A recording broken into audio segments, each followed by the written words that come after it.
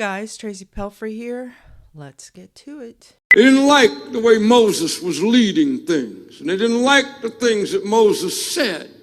And so they ran their mouth to each other, whispering to one another under their voices, murmuring and grumbling about what they didn't like.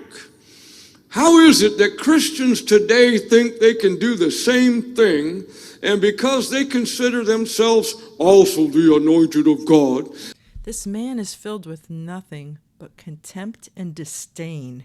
So he's mocking those, that are called to be ministers of the word also, but they're not as lofty as him. So how dare they question him when he behaves unseemly?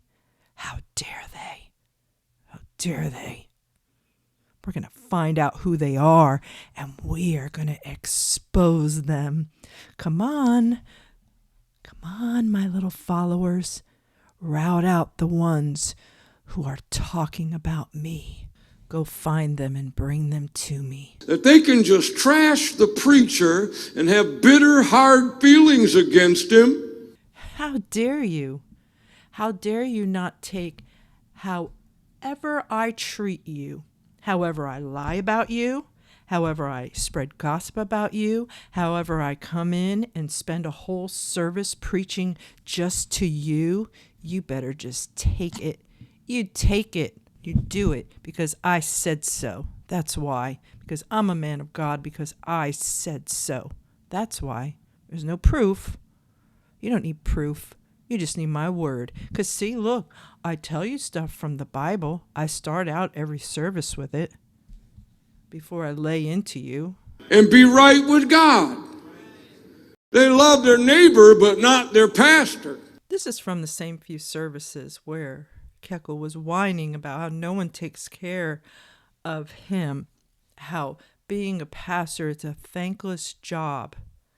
I mean, right there and then, if he was of God, wouldn't God remove him for his misrepresentation of what the ministry is, not in words only, but in deeds? So here he is equating himself, and Davis did this all the time, with Moses. So he's putting in their minds there, oh my goodness, if we trash the pastor, he does not say what it is. He never does. He never gives examples because he's sending signals to the people there who it applies to. If you say anything, if you murmur, if you have anything to say about me, you're just like when they mumbled about Moses, because I am like Moses. That they can just trash the preacher. Can you be any more vague than trash the preacher? But he never addresses how he trashes Bible school students, other ministers, office workers. He doesn't address that. He never, ever, ever, ever humbles himself, truly humbles himself to say, I have been wicked. I have treated some of you terribly. I have put divisions between you and your loved ones, you and your husband and or wife. I've put division between you and your mom and dad, and I did it on purpose, and I did it in wickedness. I did it because loyalty to me and loyalty to my corporation is more important than anything else. It's more important than treating people with love and care. And now I've raised up many of you to do my wickedness for me. You are out there gossiping. You are out there spreading the lies. It's a glorious thing to behold. But those of you that have me figured out, you're trashing me. And I don't want you here anymore. And what I've done in darkness will never be brought to light. I'm not worried. And have bitter, hard feelings against him and be right with God. They love their neighbor, but not their pastor. Pastors are supposed to be shepherds. And their skills and qualities and duties include things like working in harsh weather conditions with little sleep and with limited strength. They should be trustworthy, concerned, know their flock well. They should be willing to do hard work, keep their eyes and ears open, make sure their flock knows that they're there and they're watching over them, not lording over them, watching over them. They're not supposed to be the predator, as in this case with NTCC. They should be protecting them and tending to the ones that are sick or wounded. They shouldn't be causing them to be sick and wounded. They shouldn't be causing the wounds and then pouring salt in it and telling them to buck up because he can't figure out if he's running a boot camp or a corporation. He can't figure it out. And when you can't figure out what you're doing and it starts to unravel in a big way, people like this who have to be in control, who have to have extreme control over your lives, they have to grant you permission to do normal adult things. When they see it unraveling, they flip out. They absolutely flip out because they're not a true pastor. They are the wolf in sheep's clothing for real. A shepherd doesn't retreat to his nice warm home.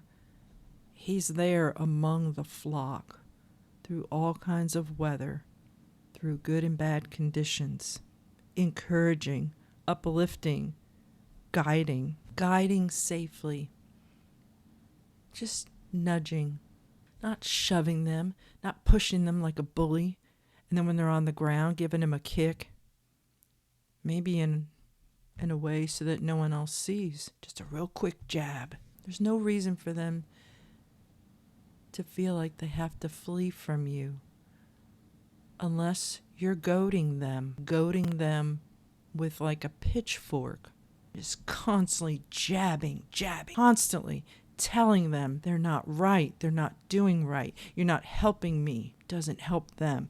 That's the job of a minister, is a servant in all types of weather, not saying it's this is a thankless job. That's when people should get up and walk out. That was your signal. That was your signal. This is not what he's called to do, because who thinks like that in the ministry? And he's teaching people to think that way so that they'll go out and they'll look at their flock as unthankful and not be grateful that anybody comes in and listens to this drivel, to this tongue lashing every single time. Think of how you are with your own, I don't even want to say how you are with your own children, because I don't know how everybody is with their children, but I know how it should be. Great heaping measures of unconditional love. Heaping. And it makes you humble because you're in charge of caring for such innocence. And this is how he treats innocence of new Christians, of older Christians who have been in this system of governance for how long?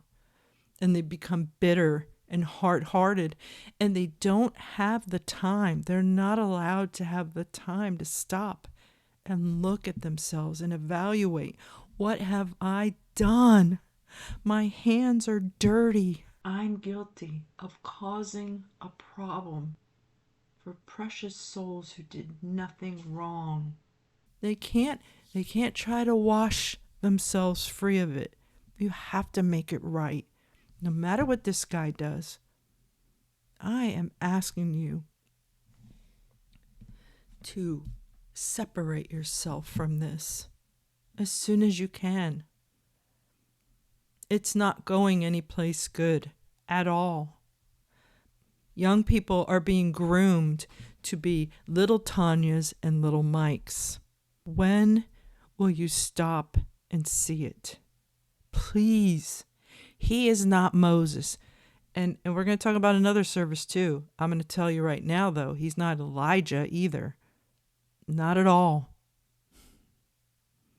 These are the indoctrinational ways of Davis. And Kekel learned it well. And he's just as angry and filled with contempt as Davis was. Is he a shepherd? Isn't that what a pastor is supposed to be? Not a reverend. Where's reverend? Look it up. They don't even use other words in the New Testament like deacon and bishop.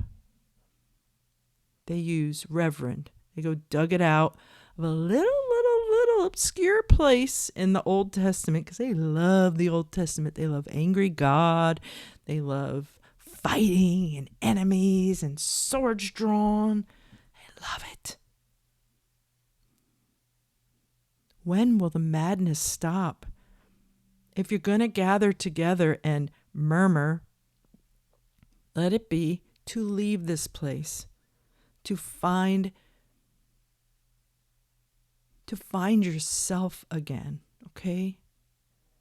To be yourself, your own personal self, not a lookalike, not a cookie cutter. Please do that.